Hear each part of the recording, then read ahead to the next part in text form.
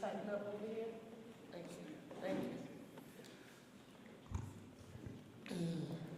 Good morning, everyone.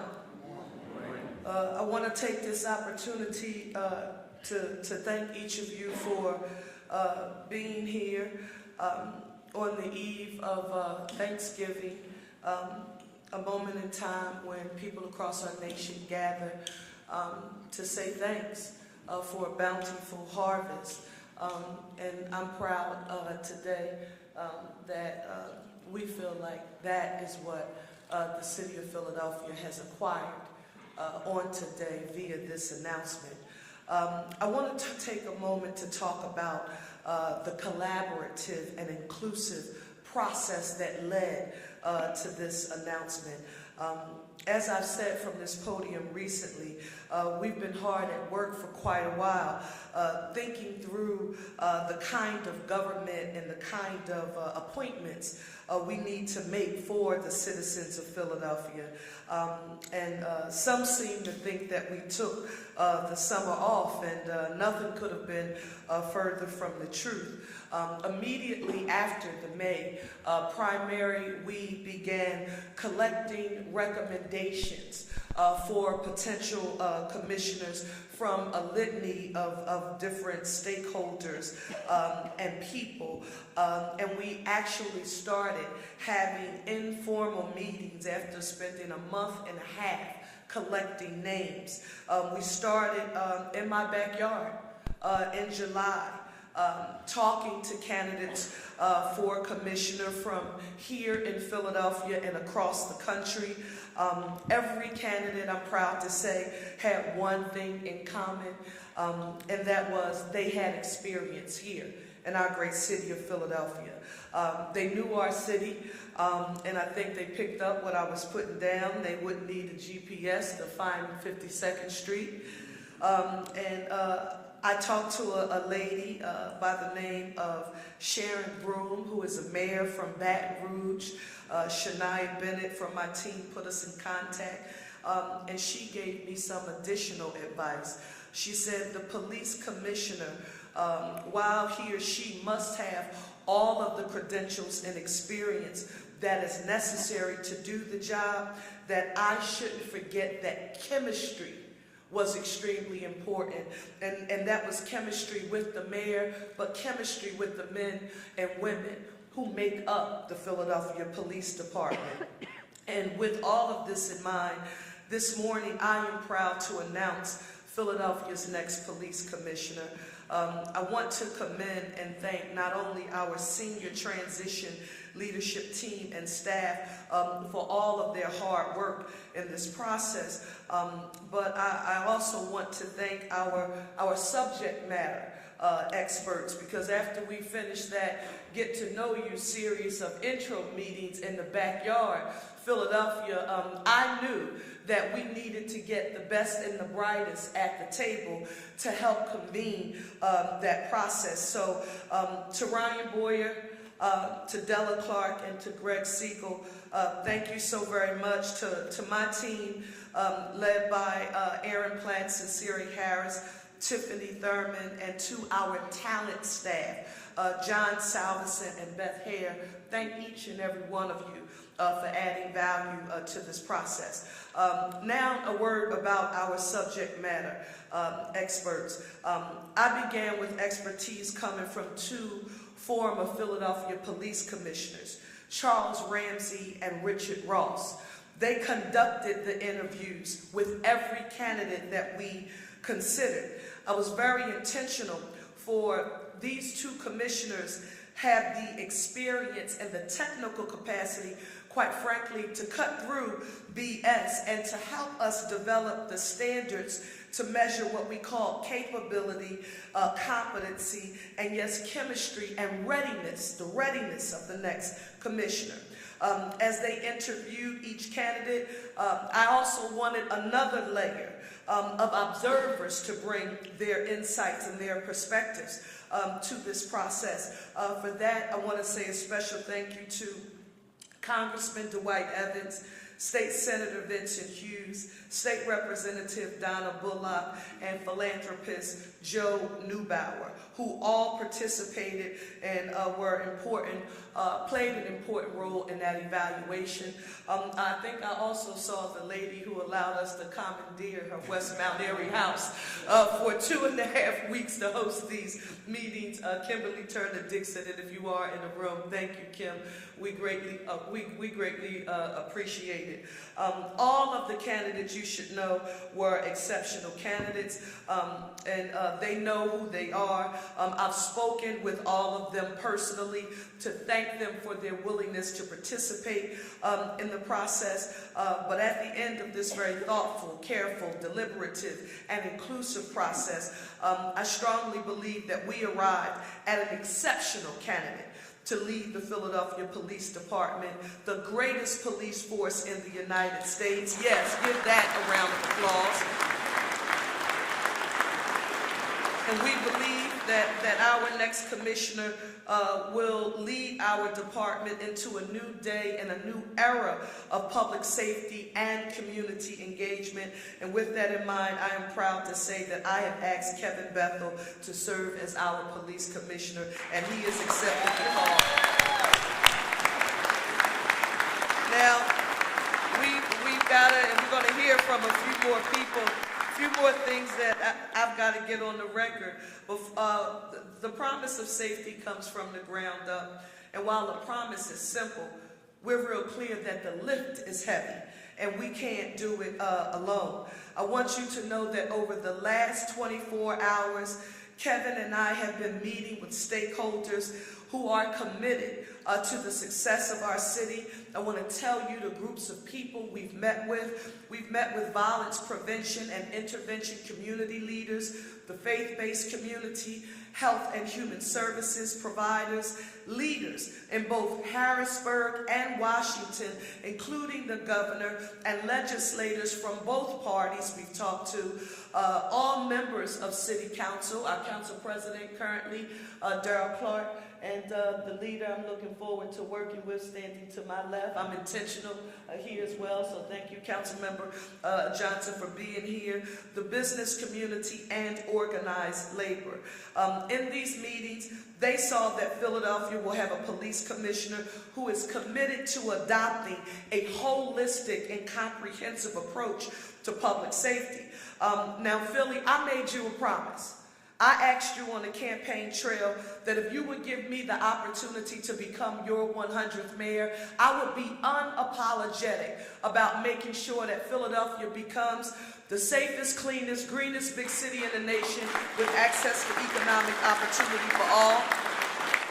That means that Kevin Bethel is going to be working beside me to make our city the safest in the nation. I want you to know, someone asked me, well, Cherelle, when did you know? When you start from where I start from in life and you don't have anything handed to you on a silver platter, and every place and station that you arrive at, you have to do so by being prepared and doing your homework. When Kevin Bethel came to the meeting, he was the most well-versed in the comprehensive neighborhood safety and community policing plan that I introduced during my tenure in city council. You know, and y'all, he had about a book of annotations and notes that needed to be added to the plan, and I was very much impressed. You know, the community policing, hiring more officers and addressing the personnel challenges, the quality of life issues, the victim and witness services, the community engagement and investment, the mental and behavioral health support, and that whole concept of PI, prevention, intervention, and enforcement. I was also pleased when I found out, I was saying the chairwoman, Morgan Cephas, I don't know if she's here, the Philadelphia delegate, is she here? I said to her yesterday, I said, hey, Morgan, he's a West Philly guy. And she said, sort of.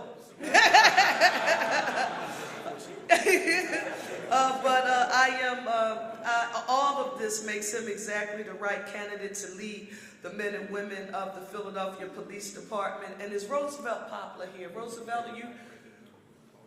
Roosevelt, can you come up here, Roosevelt, please? when you heard us talking, Roosevelt, now we're going to try to work this out. You got to stand close when I ask you to be close to me. Come over here, Roosevelt. We need to see you. Thank you. When you heard me talk about the stakeholders that we met with yesterday, I could not get to everyone.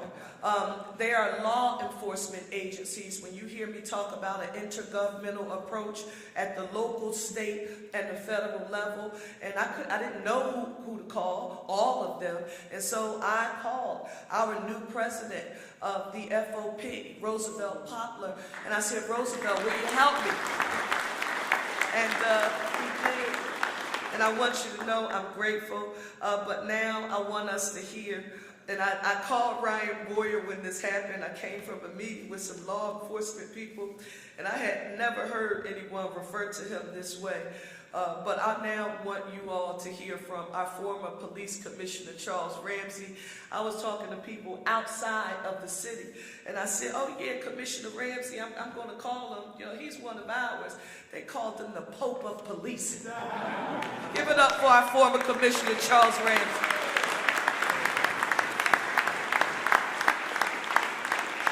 Thank you, Mayor. That's a hard act to follow. It's been a long time since I've been in this room, and it's good to be back and to see a lot of familiar faces. So thank you, Mayor, for all you've done in helping me along the way and certainly getting me involved in this process. The Mayor wanted me to just talk briefly about the process that we used. I received a call from her a while ago asking if I would be willing, along with former Commissioner Ross, to conduct interviews of candidates for the position of police commissioner here in Philadelphia, and I agreed to do that. And as a result of that, Rich and I worked together. We put together a series of questions that range from something as simple as, why do you want to be Philadelphia's next police commissioner, to getting a handle on the kinds of issues facing the city at this particular point in time. What is their vision for the future? And then we got into more specific things like relationships between the department, district attorney, courts, the entire system itself, relationships with our collective bargaining units, FOP, civilian bargaining units, and so forth. And we even touched on Kensington. We touched on the problems that we face there that have gotten national attention, unfortunately, and how they would go about addressing those kinds of problems. Each candidate had the same set of questions, and we rated them based on their responses. There were certain keys and things that we were looking for in their responses, but then we took a look at their resumes. We wanted to know more about them, their backgrounds, education, previous assignments, things of that nature. And we used all that to make a final determination of what we call readiness. Philly is not easy.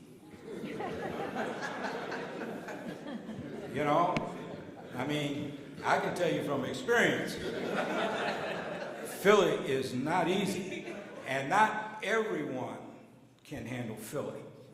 And you can look good on paper. That doesn't always translate into your ability to be able to operationalize concepts, to be able to get people on board, form the kind of collaborations and partnerships that are necessary in order to make you effective. And so we took all these things into consideration, and we presented the mayor with 3 people who we thought were probably best suited, and she took it from there. So, Kevin, I love you, but I didn't pick you. The mayor did that. But that was the process. So let me just very quickly, just very briefly say something about my friend, Kevin Bethel. I met Kevin in 2008 when I took over as police commissioner in Philadelphia. In fact, the very first time I ever saw him, I was at the inaugural party for Michael Nutter, who was my boss during that period of time. And people coming up, because I'm new, I'm from another city, and people come up to try to meet you, and they're saying, there's a guy walking around here that kind of looks like you.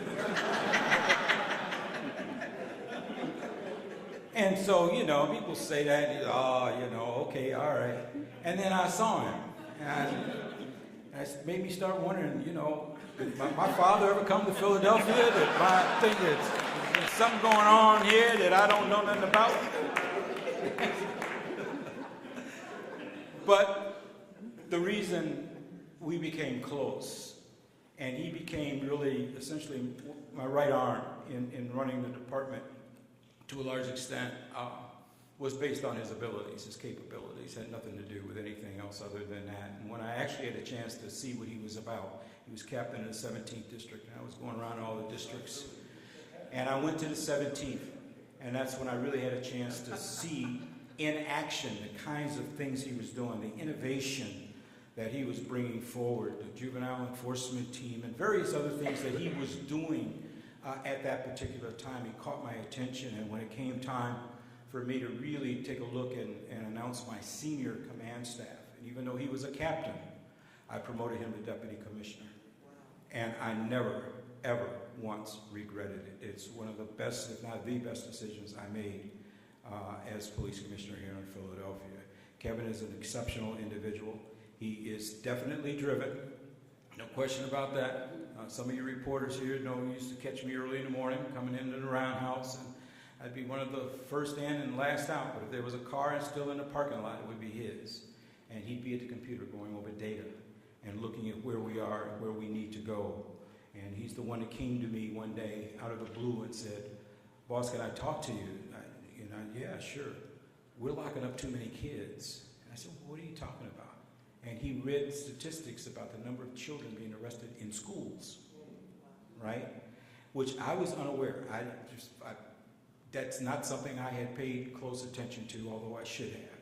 And I asked him, I said, "Okay, what do you plan to do?" And that's when he came up with the idea around diversion and so forth, and gave him the ball, let him run with it. And now it's nationally recognized as a model in policing.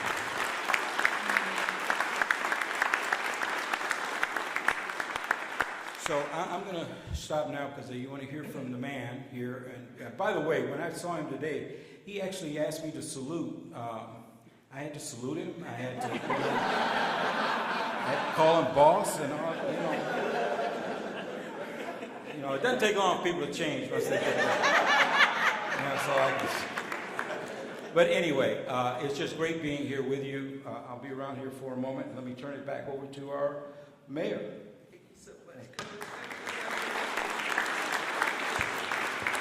Good. Thank you, Commissioner Ramsey and Commissioner Ross, both of them, for helping lead us through this process.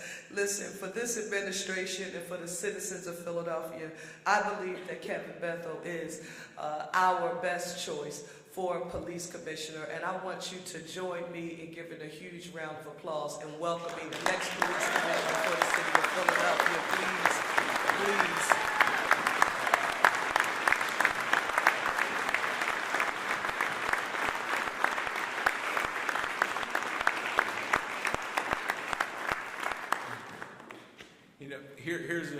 Here's the difficulties. But now you all see that Commissioner Ramsey has a sense of humor. When I first be made deputy, I walk in and I like to joke a little bit, and I'm looking at him, and I'm like, can I joke a little bit? But long story, I'm at his house one day, and he treats me a little bit in a difficult way, and it was just a serious event. He treats me like all stoic, and you can't laugh, and I think I've lost my job. But you would find the humor. It's hard to follow these two individuals here. First, I just want to thank the mayor. I spent yesterday, it's an understatement when she says yesterday, it was absolutely one of the most amazing experiences of my life. I saw somebody operate in the space. I thought I was pretty good. I told her, I said, I think I go back and recharge my battery a little bit more. I mean, the mayor was just absolutely taught me so much yesterday. I thought I would go home tired. I went home with my mind racing, talking to my wife, and said, "Oh my God, she's absolutely amazing." And so I am just honored to be working in her administration. When I listen to Commissioner Ramsey, there's nothing more humbling to be in this place, but nothing even more humbling to be recognized by a person who mentored you, who held your hand, who sat there many nights when I couldn't figure out what he was talking about. And I told him we would play this game. I would try to anticipate what his moves were and write them down. And 6 o'clock, he'd come in my office. I knew I was getting better. By the end of his career, I was doing pretty good. And it's because of his mentorship, and it's because of his support, and because of his belief in me is why I stand here today. I do want to acknowledge, I see Commissioner Stanford behind you. It would be remiss not to recognize him in this room today.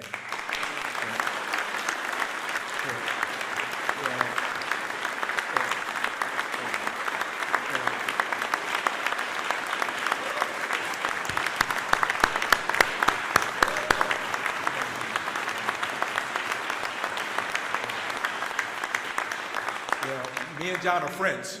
Let's make sure we get that clear. Me and John, when he mentored me, I mentored him.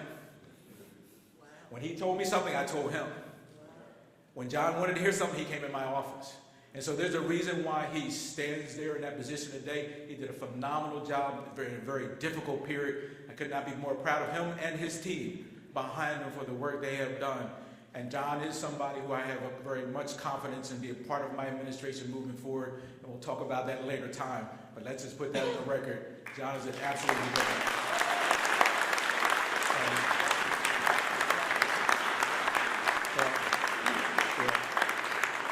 I'm going to move very quickly because I'll mention my mother, because I stand on the foundation of a mother who raised four boys by herself. And so Miss Odessa Bethel was in this room right now. And I appreciate the foundation she provided for me. Now, my girls know when I talk about my mother, I start crying, but you say, you can't cry today, Dad, so I'm not going to cry, right? But I also have, you don't get here by yourself, right? And so people know me, and they call me and my wife like the Obamas, right?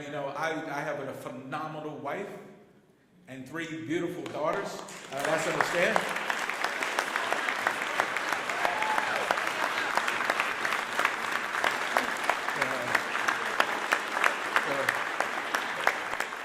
For that crew, when I came in this position, they come with me.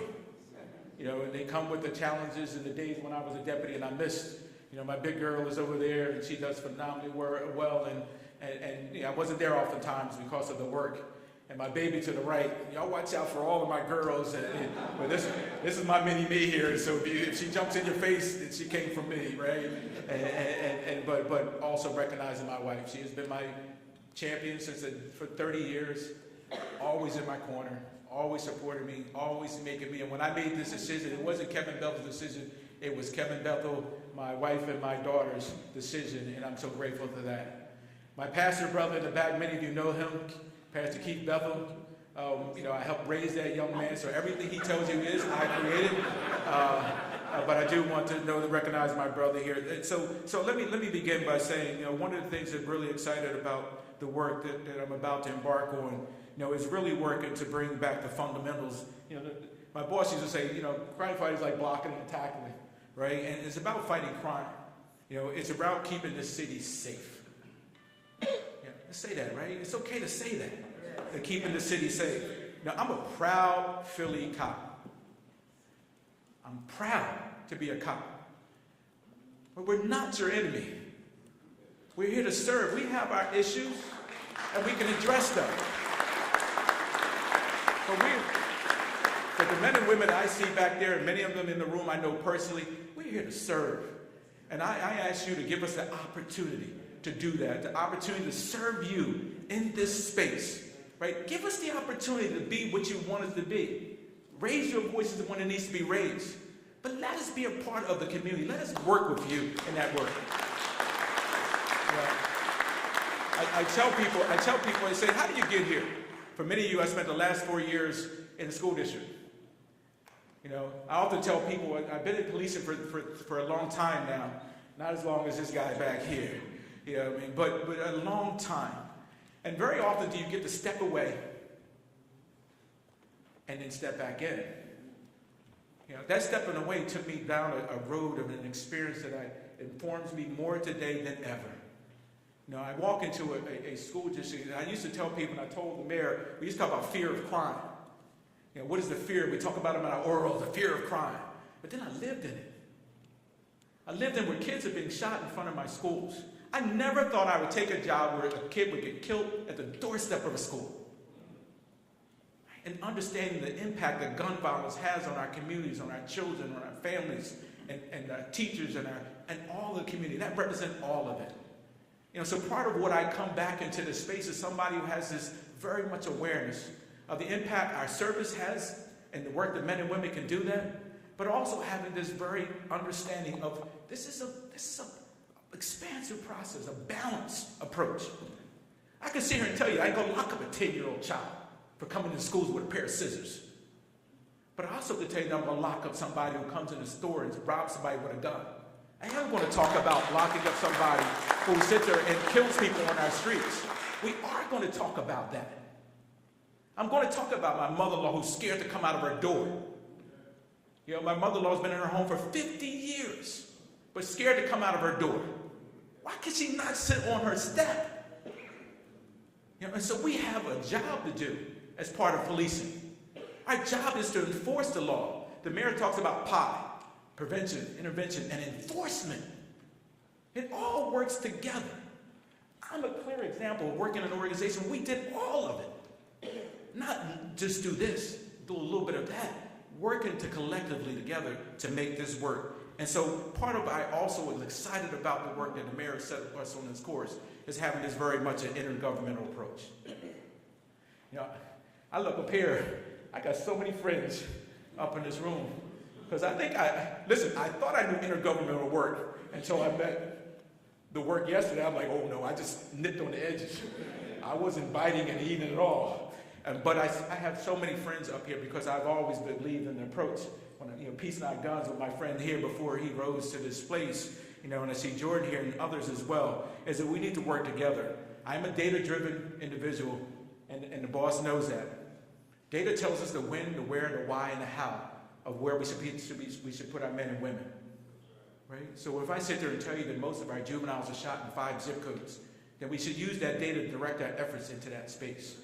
Right? If I tell you that my kids live in 18 zip codes and most of my kids are shot 2.5 hours after school, within 2 hours of school, 2 miles of school, then we should focus our efforts in those places.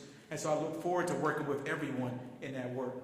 And a prime example of our work and necessary to deal with crisis is really when we look at the Kensington corridor. From the time I walked in the door with the mayor, she set my charge. Right? Kevin, what are you going to do about Kensington? I knew going into the space. But also, before the mayor even brought me into that, I knew the issues. Now, I tell you, I'm in a school district, and I have a school, Conwell Middle School, that sits at Clearfield and Kensington, Principal Green, and across the street from is Principal Garcia, Willard.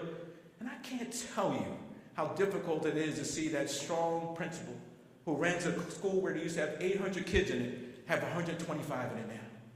I can't tell you how unacceptable it is that I have a school now where I have bulletproof blankets on the windows because someone shot through the glass. I understand the issues of addiction.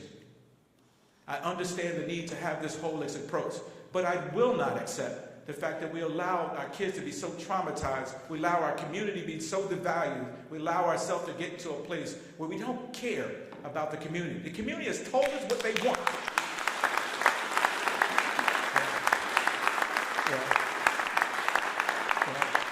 I've sat in those meetings and I've listened to what they have said. I've listened to the conversations with the council members here who have talked about the work and what they have done. And our responsibility and our duty is listen to our charge and our responsibility comes from the community. Our power comes from the community. And when they ask us and they're telling us stuff, it is our duty to respond. And so I look forward to building the task force, and I know Commissioner Stanford has started to put some things together and build upon what the police department has already started to engage, to have a very comprehensive, intergovernmental, working with the community, working with the council people, working with our governmental entities, working with our state people, working with our federal individuals to make a difference for that community as we move forward. So I'll end with this. Let me be clear that the challenges our city faces are significant, but they are solvable. I'll say that again. Let me be clear. The challenges that our city faces are significant, but they are solvable. Experience has taught me that the right strategy, the right tactics, and solid solutions will deliver a safe city and make our police department the best police department in the nation. That is our goal, to be the safest city in the United States of America and be the best police department in the United States of America. And we do that with all of you and you representing the community, all of it working together for that charge. I thank you. I thank you again, Mayor, for this immense opportunity, and I will not fail you. That is my charge.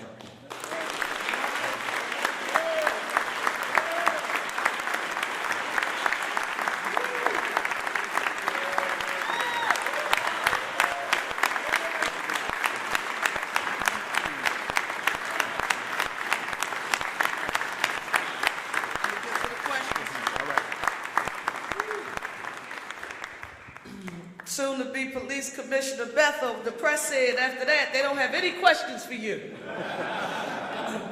No, let us, 1 second here. Yes, sir. During the campaign, Mayor-elect Parker, you evoked the term stop and frisk, constitutional stop and frisk. Former Commissioner Ramsey also has been spoken of stop and frisk, supported police officers stopping and frisking people. I'd like to know, Mr. Bethel, how do you describe stop and frisk, and how do you envision that it will come into play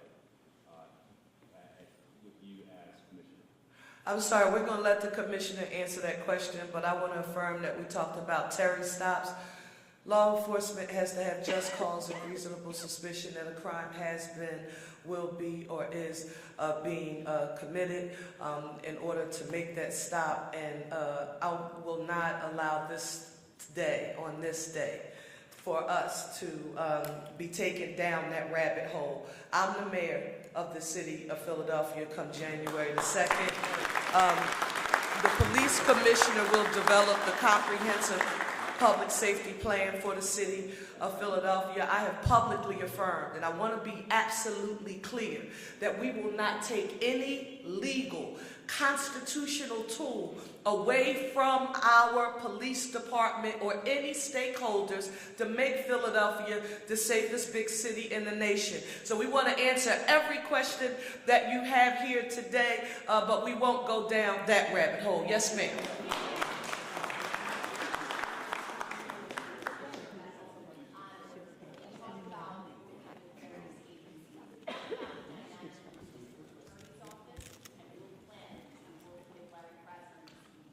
I think the mayor is part of her work, has shown that her work to do collaborating. We're going to be collaborating with the mayor, with the DAs and the DA's office to move forward our work. But one of the things we're also going to do is use the data that we have developed through our work to be very transparent about the activities and the things that are happening when we are making those arrests. We're going to be moving forward with that work and using the data to inform the public about how we are operating, what the rest of the police department is doing, what's going to work with them. But it's our hope. She's a bridge builder, all right? And so our hope is that as we come in as a new administration, as the mayor comes in, that the DA's office is willing to work with us to be able to understand that the importance of safety in our community, the importance of gun safety, and how that plays into the activities of the DA's office. But I'm confident with this mayor that we will be able to forge a different and new relationship with the DA's office, with the understanding that it could be at times challenging. Just for the record, what we want to say is that we are forward thinking. We are not going to spend our time talking about the woes of yesterday. We are talking about building a one Philadelphia, a city united in which every stakeholder who has a nickel in the quarter of moving our city forward is working together. And I appreciate you for that question. Thank you so much. Denise?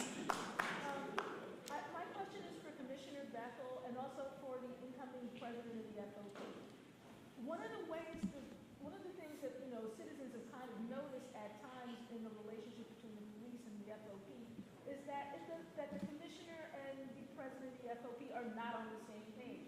What is your relationship with the members of the FOP? What has that traditionally been? And what? And have you talked to the new president of the FOP about how that relationship is going to go moving forward now that you're going to be. Yeah, I'll let Roosevelt, President Roosevelt Parker, come in and talk. But I mean, I've had a great relationship over my career. So, as you understood, with my time in the Philadelphia Police Department, I ran operations, which was probably the largest percentage of the men and women in the field. So I spent a lot of time at the table with Roosevelt before he's been president, and we go into this process with a strong relationship, a strong history of working together. I mean, I understand I have my president duties. I have 3 or 4 unions that I deal with as part of my work. I understand the charge of a union, their roles and responsibilities, the contracts, and holding us to those terms of those contracts. But going into this process, I am honored to be able to walk into that door and work with the president of the FOP, Roosevelt Parker. He's always been a stand-up person with me. I've called him, talked to him, and I walk into that process also knowing we're going to have our battles, right? That's the reality of the work. But we also have a lot of mutual respect for each other, and we have a friendship that I know will just continue to grow from this. My job, he represents people in our office that I need to work with, and not having him as a steward in that space and a colleague in that space does not help to build the morale of this department and move us forward as an organization. Thank you, Commissioner. As Commissioner stated, we know each other from the past. We work together. Me newly taking over as the FOP president, my predecessor, he had his style, I'm going to have my style. My main goal is to, number one, protect my members with all the respect, knowing that, as the Commissioner stated, we're going to have our times when we're not going to agree, but we should be able to agree to disagree with the utmost respect for each other, and that's what's going to happen. I don't bang my chest. You're not going to see me out there, with the one-liners. That's not my style. So I have the utmost respect for the Commissioner from in the past. The mayor, I am overwhelmed and of joy getting to know her. We have spoken numerous days, and I give her my word that I stand by her. I give her my word that I'm going to take this back to my membership and let them know that talking to the mayor in the short period of time that I've been a president has been so enlightening for my membership. I wasn't a president, so I didn't have that relationship with the previous mayor. So I plan on having a relationship with this mayor. I can give her my word in front of all of you that I'm going to do everything in my power to make sure that I'm going to help her fulfill her vision with the people out here in the city as well. Because, as I stated to her, when these people see the police coming, they see officers in uniform, they run from us. They see kids in ski masks, and they embrace them. We're not the villains. We're not the villains. We're here to help you. And that's going to be my goal. Through the mayor, through the commissioner, the city council, state representatives. Believe me, I know a lot of you don't know me, but you will get to know me. You will definitely get to know Roosevelt Parker. It's not about me today. It's about the mayor. It's about the commissioner. But I have given them my solemn oath that I'm going to work with them in every step to make this a better city.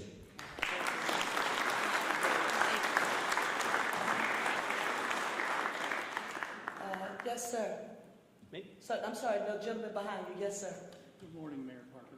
You famously said that when you're in office, retail thieves aren't going to be able to walk into our stores and steal $499 worth of merchandise and walk out scot-free. We've got a district attorney, sadly, who doesn't prosecute anything with retail theft until it clears $500. How are you, Ms. Mayor, going to change that? Let me just say this. One of the things that you heard me talk about was that chemistry. And that chemistry was important. And I plan to make good on that promise.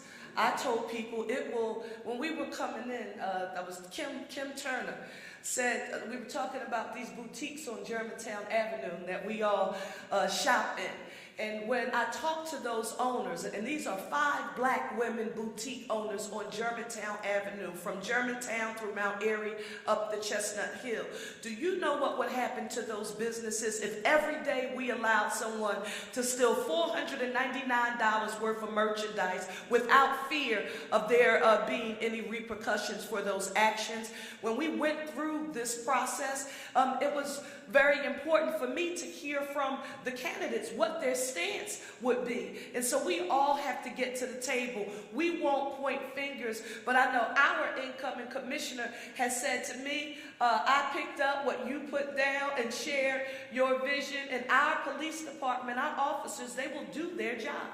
And that means that we won't allow that to take place. And we will empower the tool of transparency of the data. And I want to say this, District Attorney Krasner and I, we've had conversations, and we may not always agree on every issue, but when we do it right, it was what Councilmember Johnson and I were just talking about. We will get in a room at a table. We will have a conversation with local, state, and federal stakeholders.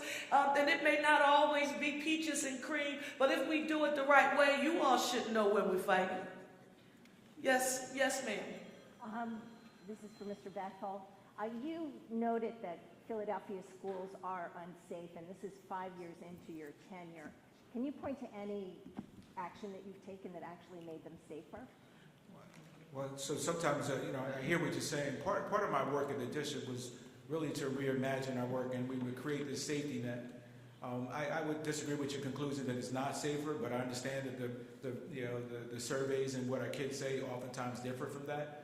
Part of my work, we would move to do the Safe Path program, where we started to put community members on our safe corridors that we thought had significant issues.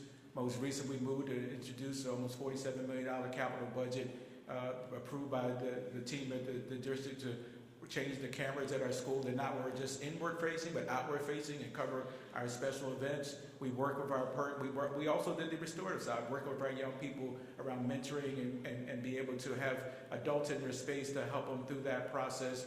We work with the Philadelphia Police Department. They had to leave for a promotion, but we created the safety zones around our schools, particularly identifiable zones where we thought we had challenges. And that list goes on and on of the things we've both done, both externally and externally, and both as a restorative way, but also in the use of different tools and technology. Most recently start to introduce drone technology into our space. And so part of what we see, but here's the thing, we've had a significant drop-off in our number of students who have been shot across the city at our schools. So every active student who gets shot or killed in our community, we work with the police department to notify our prevention and intervention team to go out and provide supports, trauma supports for those families and students. Those numbers has reduced. You know why?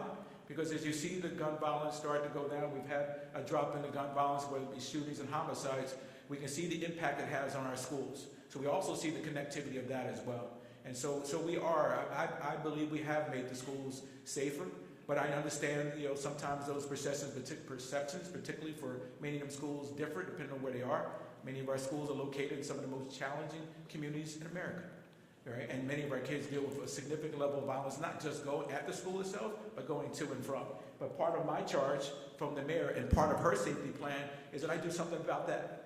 And so you will see as we evolve and my position evolves, you will see us starting to see a much more proactive approach from the Philadelphia Police Department as our kids moving through into the system. I shared some data with us earlier that we should be acting upon that data. So my charge as part of the mayor's plan, and I'll be moving forward, is to add another layer of safety for our kids. It is unacceptable that children go to school, feel unsafe going to and home from school.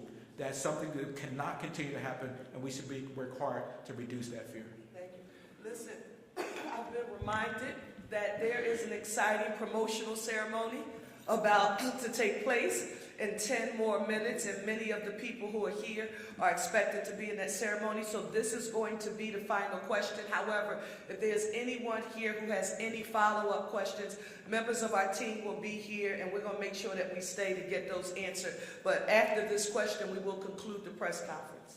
Thank you. Mr. Bethel, can you ensure public safety when you have a shortage of nearly 1,000 police officers? And what is your strategy to both hire more officers and retain the ones that you have? So there's been work underway in Harrisburg. Most recently, the legislation changed to be able to remove some of the barriers to the hiring process. So we think that's going to be a significant advantage for us as we move through this process.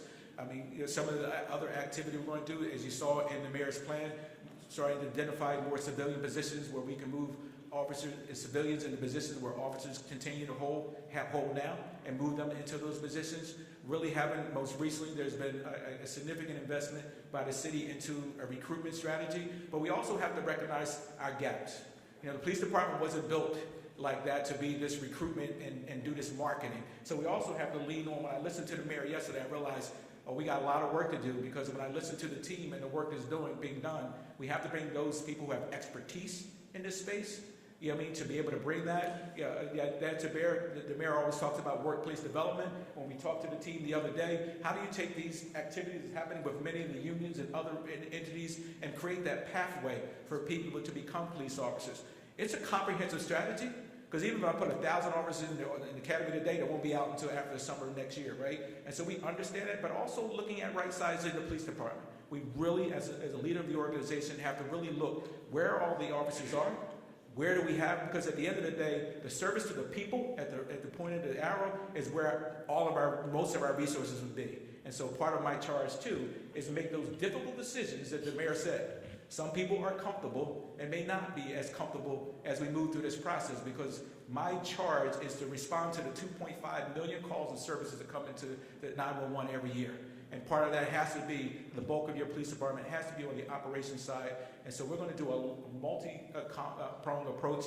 And there were some amazing individuals I met yesterday who were willing to step up and support us as that charge. But we recognize it is a significant challenge. But part of that, and I'll end with this. If we continue to have the narrative that being a cop is the worst thing ever, and if we continue to perpetuate this narrative that I'm a young cop and 22 years old, and somebody was in a barbershop saying, you want to be a cop. I dropped out of college, trying to figure out what I want to do, and I filled out an application, and look where I stand today, right? So